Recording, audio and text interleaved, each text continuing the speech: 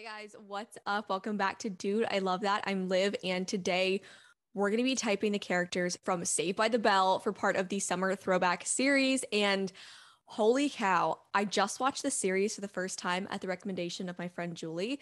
Shout out. She grew up watching this show. I obviously did not grow up watching this show, but I really enjoyed it. And of course, it's so iconic. So I had to include it in the series because I know a lot of you listening are 80s babies. So this is probably something that was part of your summer and part of your childhood. So we have to talk about it. And I'm only doing main characters for this one because I felt like otherwise there weren't really a lot of interactions with other characters outside of just the main ones. So that is all we're typing today. But let's dive in really quick with Zach. Now, you might not know this, but the episode, oh shoot, it's the one where they're babysitting Kelly's infant brother.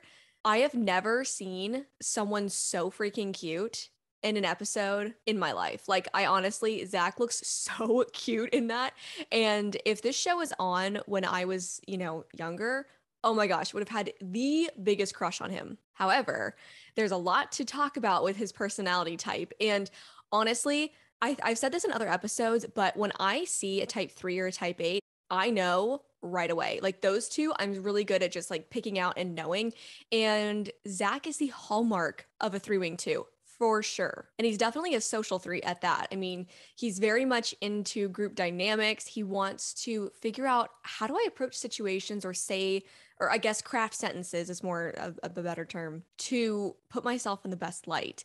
And he's always got some sort of plan going. He's always working on some sort of something that is either going to make him money, make him look good, or impress a girl, which I guess is also categorized in making him look good. But still, the one thing I can say that I really respect about Zach is that he's so upfront with liking Kelly. And I feel like a lot of times threes and eights would want to play it a little bit closer to the vest and like not divulge their feelings right away. But I actually just also rewatched The Spectacular Now, and we see that with Sutter too, where he's very much a three. If you want me to do an episode on that, I would love to. I think that'd be so fun.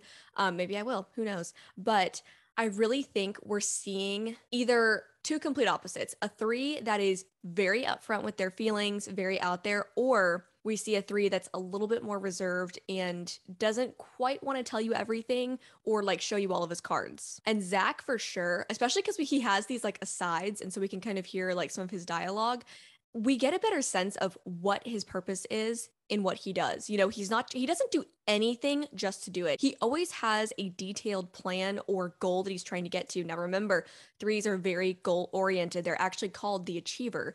And a lot of times that comes out in their career, but it can also come out in this game theory type situation where, and I talk about this all the time when it comes to main characters, they're usually very good at these chess games of every move they make, they think out, 5 steps ahead so they can kind of see where they're going to go. But especially with the three that's always focused on goals and achieving, they're going to want to make sure that whatever I do, it has to have the outcome that I desire. Now, here's the interesting part. Even though three's passion or quote sin is deceit, Zach is usually very laying it all on the table at certain times, especially like I said, with his affections for Kelly. And when he does screw up, like towards the end of an episode, we always see him sometimes reluctantly, but usually he does really take ownership of his wrongdoings or where he maybe just went about things the wrong way, but for the right reasons. And so he is good at being like, yeah, you know what, I did screw up, but I'm sorry and it is what it is. And that's something where you do see threes when they are healthier, they're going to have more of that because they're not going to be under so many layers and masks of trying to conceal what they feel like would shine a bad light on them or make them not look perfect. And that's where I talk about this a lot in which episode was it? I think, oh, you know what? It was the Laguna Beach season 2 episode. One of the characters towards the end of that episode, I talk about that a lot. And, threes are known for wearing masks. They're actually like a chameleon. And so they can kind of shapeshift to whatever they need to be for a desired situation. And like I've always said, that's great when you walk into like a business event and you don't know anybody. You can kind of shapeshift and be what you need to be in order to make connections, make friends, etc. However, the downside of that is a lot of times they're not being their true selves for fear of rejection because twos, threes, and fours are all in that heart triad, and they also can tend to deal with rejection or fear of rejection. And so a lot of their motives are based on what can I do so that I'm not rejected? And of course, no one wants to be rejected, obviously, but it can tend to be a little bit more of a point of struggle for those types and threes, especially. But all in all, Zach is just always achieving. He has these goals. He has a big plan for himself. And a lot of times, the funny thing is, if he applied himself the way he does to his schemes, to like his schoolwork, he probably would have been the most incredible student on the planet, you know? And so sometimes it's all about redirecting your focus into something that's actually going to push you forward versus the get rich quick scheme, if you will. And then again, I chose that two wing for him because he's such a charmer. The three wing two is going to be a lot more charming than the three wing four because the three wing four tends to be a bit more reserved. That three wing two is going to be more exuberant, more outgoing. They've kind of never met a stranger, and you talk to them for 5 minutes and they make you feel like you've known them your entire life. Also, I think three wing twos tend to fall in love faster than a three wing four. I think the three wing four is a little bit more sus. They're going to wait it out, kind of see what the vibe is. The three wing two is like, I've known you for a second and I love you. And so that is what we kind of see in his relationship with Kelly. However, we also see the steadfastness of the two wing there because he never gives up on Kelly. He's like, I don't care if Slater wants her, she's mine. And we see that he ends up winning in the end. And now that we've just, talked about Slater, let's go ahead and cover his type. So, Slater really is such an eight. And the funny thing about him is he's not the typical eight that I feel like we see a lot of times in pop culture that's a little bit more brazen, blunt, things like that. He's more, dare I say, cocky. And sometimes we do see eights like that where they almost come off a little three-ish. And I think that's where, again, in that Top Gun episode, I kind of went back and forth because a lot of people think that Maverick is an eight, but he's actually a three. And so sometimes there's a little bit of this crossover between are they a three, are they an eight? But the nice thing about this show is that we have Zach Morris, who shows us exactly what a type three is like. And you can see Slater's definitely not a three. And you can see from Zach, there is no mistaking that he is a three and not an eight. So even though both of these types are in the aggressive stance, threes, sevens, and eights are all in the aggressive stance, they are wildly different. But sometimes it takes a couple of episodes or rewatching like a movie or whatever a couple of times to actually see that that's the case. At least when it comes to pop culture, because in real life you get a little bit more depth, but in these short situations where we're just seeing a snippet of somebody's life, it can be a little bit more difficult. But I ended up choosing that eight for Slater because he is definitely more of a challenger. And remember, the eight is called the challenger. And so when he sees situations arise, he tends to really go at them head on because he's in the gut triad. Nines, eights, and ones are all in the gut triad. And we see him, a situation happens and he just acts from his gut. He doesn't take a lot of time to think about it. He doesn't come from like a very heart emotional type place. Definitely comes more from a gut stance. And that's why he's kind of the perfect person to illustrate the difference between a three and an eight. And I feel like Slater usually goes back and forth between his wings. I feel like sometimes, especially when it comes to Kelly and he feels like Zach's trying to like step in on his girl, he definitely can have a bit more of that seven wing where he's more reactive and more like, hey, back off. But a lot of times we do see that nine come out, and nines are so witty. And I feel like a lot of times with his humor, we do see more of that eight wing nine humor versus the eight wing seven. I think another really great illustration of Slater being an eight is that he is definitely down for the chase. He loves a good pushback from a girl because it requires him to go after her more and figure out new ways to approach her. And so that's what we see a lot with, him and Jessie. He's very much like teasing, which is, typical teen boy, but, he definitely has these little schemes that he comes up with through humor. So which like that's different than Zach coming up with these schemes. His are more elaborate, whereas Slater has these really funny situations where he'll just like poke and poke and poke to see if you'll break down. And that's something where again that eight will do that to you to kind of challenge and see how far can I push them before they break. And we obviously see that I don't think Jessie necessarily breaks, but she does start to go, you know what? I'm having fun with this. It's actually not so annoying. I'm kind of enjoying it. And then obviously they get together and then it's all downhill from there. And remember, in terms of wings, it is really good to have equal wing use because it's kind of like when you're flying, you can't just have one wing or else you'll go down. Two wings keeps you level and you can use them both at different times, which is like I said, sometimes when he needs to be more reactive, he leans more on that seven wing. When he needs to be a little bit more calm, chill, caring, he leans more on that 9 wing. And let's talk about Kelly because obviously she's involved with both of these boys. So Kelly to me is a really incredible example of a healthy 2 or like a 9.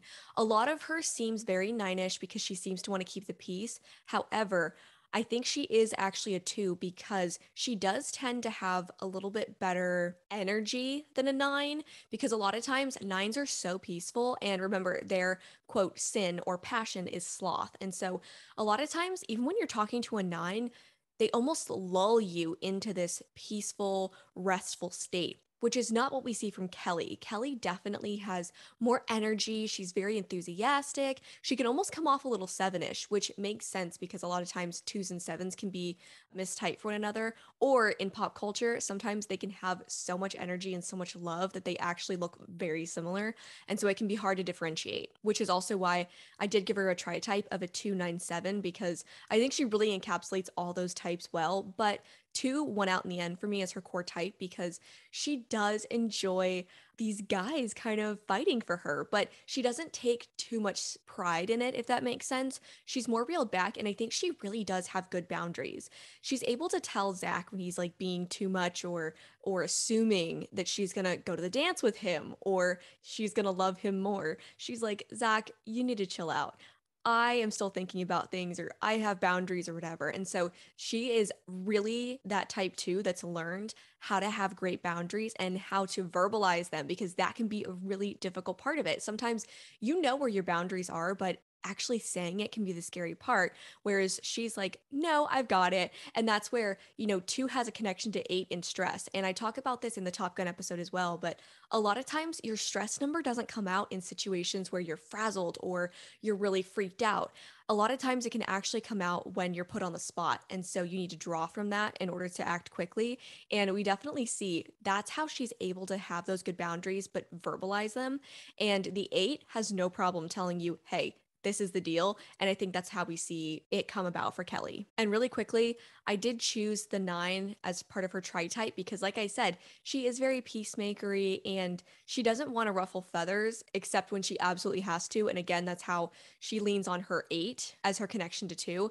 But she really does have that sweet, peaceful sense about her. And I've never met a 9 that was not just precious. And so that's again how I was kind of going back and forth between all 3 of those types. And then I kind of explained the 7 already. I definitely think she has the energy and the fun of a 7. She really wants to not focus or dwell on things that are a bummer. She's like, let's look beyond it. Let's look on the positive side. She's very much glass half full. And then let's talk about Lisa, who obviously is Kelly's good friend. And, Lisa is also very 3ish. And I would say, honestly, that she's probably a social 3, just like Zach. And that's why I think she pushes back on Zach a lot. He'll say something and she'll kind of call him out quickly, which 3s definitely do. And especially when they're close with people, they're like a little bit better at knowing which buttons to push in order to call them out. But Lisa loves the latest fashions. She loves having kind of a big presence. And that's something that you're going to see more from that social 3. Whereas the sexual 3 or the self-preserving subtype 3, they're going to be a little bit more subdued and they're not going to be as up on the latest thing. They're going to be a little bit more focused on relationships, which is how you can really identify a social 3 from the other 2. Now, you can definitely tell that Lisa is an extrovert. I mean, again, typical 3, they've never met a stranger. And she is so funny because the episode that I was watching to really prepare for this episode, so many episodes going on, but you know what I mean. What I was watching was the one where it's the girls ask guys to the dance, and Lisa was talking about how there was this guy that she wanted to ask, and she was talking about cutting her hair, and the other girls are like, would you really cut your hair for a guy? And she's like, well, yeah, sure. And that's again, kind of the chameleoning. And so Lisa's just funny. She definitely enjoys being a tastemaker in a way. She's always going to be the one calling the shots on what's hot and what's not. And she obviously loves pop culture, which is something that I hate to buy into the stereotype, but honestly, 3s are the connoisseurs of pop culture and fashion. And obviously, that's what she is in the show. And then I chose a 2-wing for her as well. So basically the exact same as Zach. And she loves boys. She loves romance. She loves all of that. And so that's something you're going to see more from the 3-wing 2 than you will from a 3-wing 4. The 2s are like the hallmark girl that likes chick flicks and wants, all of the roses, candy, fun stuff of Valentine's Day. That's kind of what you're going to see. And again, that's very stereotypy, but in this case, it's 100% true. And, I was going back and forth with Lisa. Is she a 2 or is she a 3? But at the end of the day, 3 went out for me because she really does have more of those 3 qualities. And you can tell that she's very ambitious. Not that 2s aren't. 2s are very ambitious, but it's in a different way. Lisa is more group oriented. And I think a social 3 makes more sense for her than a social 2. So that's why I ended up choosing a 3-wing 2 instead of 2-wing 3. And then let's talk about Jessie, who I immediately knew was a type 1. She is hilarious because, every group has to have the mom friend, and that's Jessie in this case. Well, sometimes Kelly, but I feel like Kelly's is more the sweet, nurturing mom, whereas Jessie's more like, look, this is right, this is wrong, get with it. And usually you can tell a 1, especially a lot of times 1s and 8s get mistyped for each other. But the reason that you can tell a 1 from an 8 is because 1s will often use language like, that's not right, that's not good, you're bad. And this is something that I actually talked about in the Laguna Beach season 1 episode. At the very beginning, I talk about I talk about a cast member that is very much a type 1. And if you're listening at all to the Hills rewatch, it's the podcast called Was It Real? Hills Rewatch, I think is the full name, but it's with Brody, Frankie Delgado, who I love, and also Adrena Patridge. And they kind of talk about this person and how they were behind the scenes. And I was like, yes, I think I nailed that type. But again, that whole episode was kind of like just for fun because we obviously don't know these people as their full real self. They're kind of just playing a character. But if you want to know more about type 1s and the difference, definitely check out that episode. But as far as Jessie goes, you can tell that she's very much justice oriented. She's focused on the environment, on women's rights, things like that, which is something that you're definitely going to see from a type 1. And I actually decided that she was a 1-wing 2 because she does have so much care and she's more willing to act on what she believes is right versus a 9-wing 1. The 9-wing 1 is going to be a little bit more go with the flow, whereas Jessie kind of wants to go against the grain. And we see there was that one episode where she didn't believe something was right and she ended up like kind of protesting at the school. She's organizing these events. She's actually putting a lot of action behind the words. And so again, that's something that you're going to see more from that 1-wing 2. And she really is the voice of reason in the group. And that's why I think she was an excellent addition to this friend group. I mean, who knows where they'd be with the 3s and the 2s and things like that. I think it could get really funny really quickly. But of course, Jessie's the one that's like, everyone settle down. I know what we need to do here. In a lot of ways, she kind of reminds me of Clark from The 100. I did a whole episode on those characters types. Part 2 will be coming out after the summer series, but definitely check it out if you want to know more about 1s. And all in all, 1s are usually just the person in a group that, like I said, is that moral compass and is the one who kind of determines what we're doing and what we're not doing. Oh, another thing really quickly to point out, Jessie holds herself to very high standards, and she also holds other people to high standards. And that's something that you're really going to see from a 1 versus a type 8, who might be a little bit more rules for thee, not for me in certain circumstances. But you can definitely tell the difference between the 1 and the 8 when it comes to that. Oh my gosh, let's talk about Screech. I feel like he's the hallmark 6, 9, 7. I don't know. He has the energy of the 7 and he kind of wants to be more on the positive side, but he also deals with a lot of like paranoia, anxiety. He gets down and he also feels very 9ish to me. Like he wants to fit in the group. He's going to mold to whatever you need him to be just to go with the flow. And so I just simply don't know 100%, but I feel like, originally I was leaning more towards 9. Now that I'm saying it, I think he actually might be a 6. And he's probably more of a self-preserving 6 because he seems to be a little bit more of that 2-6 versus the sexual subtype 6, which is the counterphobic 6. It's going to be more of like a 6-8 combo. And then the social 6 is going to be more of a 6-1 combo. That's probably very confusing if you're new to the Enneagram, but I have tons of episodes on counterphobic 6s and self-preserving 6s And I don't often talk about social sixes, but I have a feeling some are coming up very soon that we'll talk about. But yeah, I feel like Screech is probably a self-preserving six with a very intense seven wing. And then maybe that five wing comes out more when he's doing his research, because obviously he has his little niches that he enjoys. And so maybe that's the answer. We just solved it together. Love that. Okay. But yeah, I definitely think he has that seven wing that's more energetic and kind of fuels some of that paranoia sometimes, or some of that anxiety, because sevens do deal with anxiety like a six and like a five. However, the six deals with it the most. The seven is the second most likely. And then the five is really not dealing with it too much. It's just situational. And so I think that's what we see from Screech. He has that six that wants to be loyal to his best friend, Zach. Of course, Zach doesn't really treat him the best a lot of times, but you know what? Being a six and being a loyalist, he sticks it out. And that's what we love about him. And definitely that seven is where he's getting his energy. And then, of course, six has a connection to nine in health. And I feel like a lot of times we see he utilizes that nine in order to keep the peace. He doesn't want things to be too out of whack. So he's always trying to keep this like homeostasis. And so I think that's where he really uses that nine. And another thing, this is like just an interesting point. He has had this love for Lisa the entire series. And so I think that's something that you'll see a lot of times with the six. You know, they have a crush. I mean, I can see this for myself too. If you listen to the Get to Know Me episode, I've had a celebrity crush since I was 12 that has not wavered, and I'll probably take to the grave with me. And I feel like that's very much what Screech is like with Lisa, where he's like, I love her. I want her. I'll do anything for her. He is extremely loyal. And when he finds something he likes, he globs onto it and won't let go. And that is it for this episode. I really hope that you enjoyed. Be sure and check back on Tuesday for a brand new episode. We're about to kick off Miley Cyrus week. I am so excited. We're going to do 2 different episodes on projects that she's done. And one of them I'm watching tonight so I can get like a fresh perspective. And I'm really excited. I can't wait to do that episode with you. And of course, be sure and follow along on Instagram at Dude, I Love That Podcast, because that's where I have all of the information on new episodes coming out. I always do these fun, what I call like a vibe post that has a lot of like these behind the scenes photos for the different episodes I do when I do typing episodes. So be sure and check that out. Also, if you're into the Enneagram and want more of that content, follow me on my personal Instagram at Hey, it's Liv James. That's where I post all that fun stuff. And I also do a lot of polls and things like that that you can join in on. Anyways, thank you so much for watching, and I'll see you next time. Bye.